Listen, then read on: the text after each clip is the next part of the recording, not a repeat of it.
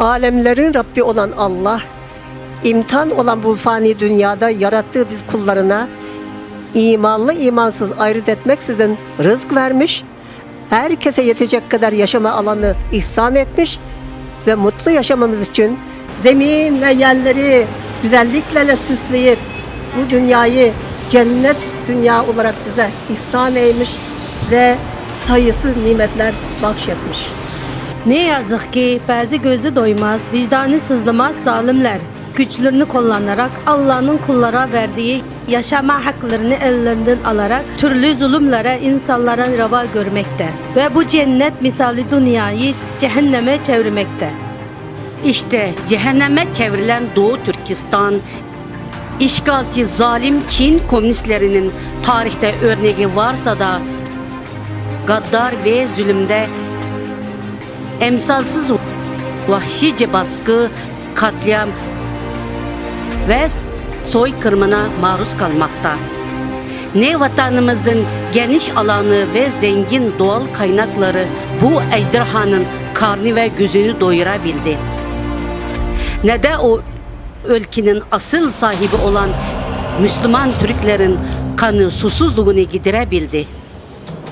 Ülkemize tam hakim olmak için çözümü soykırımını gören bu şirkete işgal ettiği tarihten beri sürdüre geldiği katlama bir yansını ekleyerek açtığı Nazi toplama kamplarına 5 milyondan fazla masum insanlarımızı kapatarak yüz binlerini işkenceyle katletti.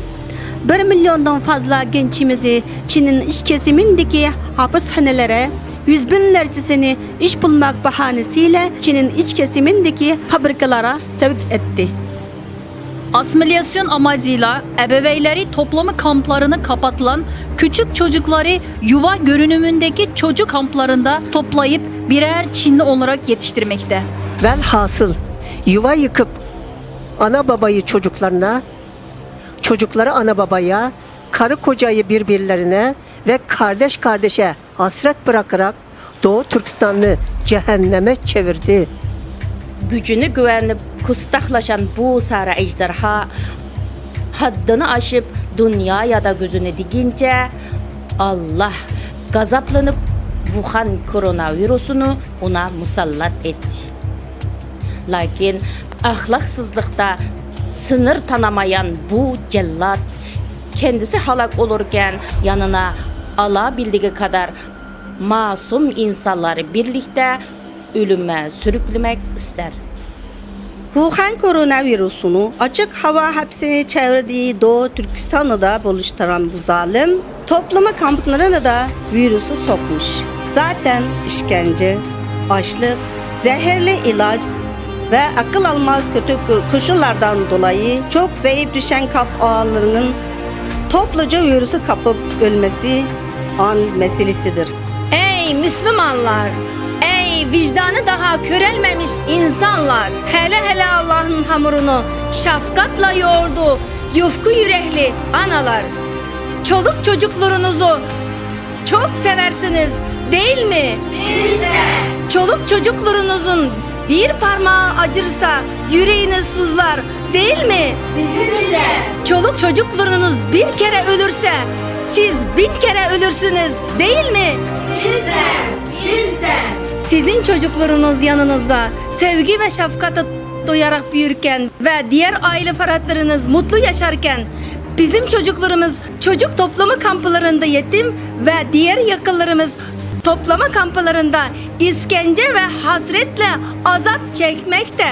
Şimdi ise Wuhan koronavirüsü ile ölmekte. Lütfen Empatiyle yapın. Bizim kendi vatanımızda, ailemizle birlikte böyle yaşama hakkımız yok mu? Ey analar, imdat çığlığımıza kulak verin ve bize o şefkatli ellerinizi uzatıp kamplarda virüsten ölmekte olan ana babalarımızı, kardeşlerimizi, çocuklarımızı ve eşlerimizi kurtarmak için harekete geçin. Geçin ki şu fani ve imtihan dünyasında yapacağınız bir hayır hasanet ahirette mükafat olarak size dönsün. geçin ki iyilik yapmanın vicdan rahatlığını ve mutluluğunu doyasıya yaşayın. Neredesiniz ey Birleşmiş Milletler Teşkilatı?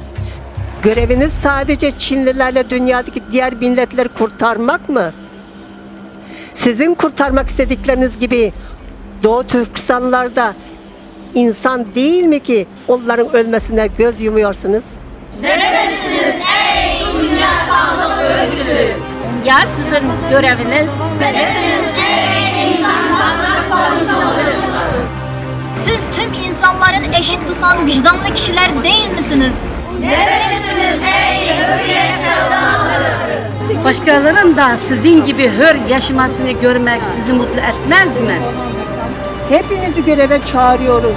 Lütfen çığlığımızı duyun ve insanlık görevinizi yapıp bu vahşete dur deyin.